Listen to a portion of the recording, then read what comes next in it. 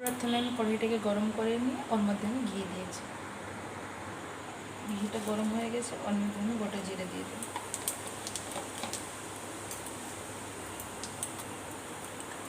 আদা রসুনের পেস্ট,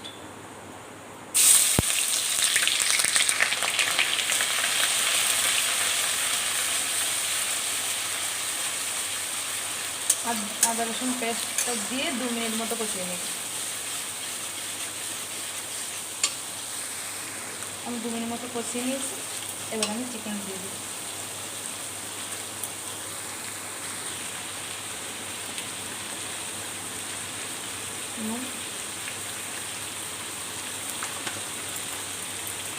কাঁচা লঙ্কা ভালো করে মিক্স করে নিই।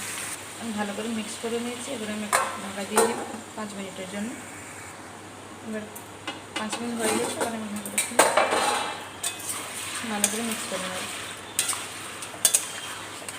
মিক্স করে নিয়েছি। এবার আমি কেটে রাখা পেঁয়াজ দিয়ে দেবো।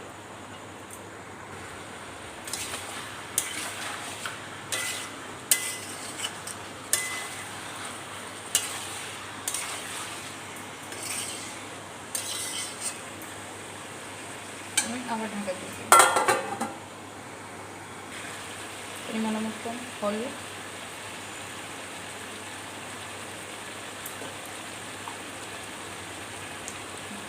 ধনে গুঁড়ো, ভালো করে মিক্স করে দিই।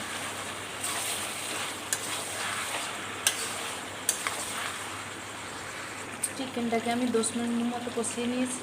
এবার আমি টমেটো দিয়ে দিই।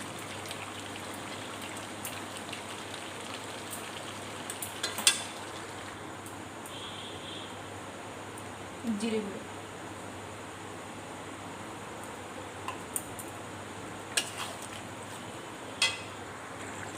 প্লিজ আমার চ্যানেলটাকে সাবস্ক্রাইব করে দিন। পাশে রাখা বেল আইকনটাকেও অন করে দিন।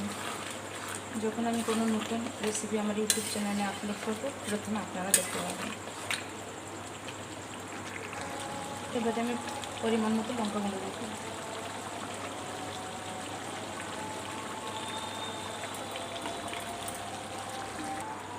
চিকেনে কোনো জলই পড়বে না। যতটুকু চিকেন থেকে জল বেরোবে ওইটাতেই চিকেন রেডি হয়ে যায়।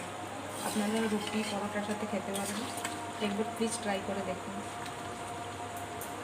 এবারে আমি গ্যাসটাকে স্লো করে দিই। ওর মধ্যে দই দিয়ে দিই। ভালো করে মিক্স করে নেব।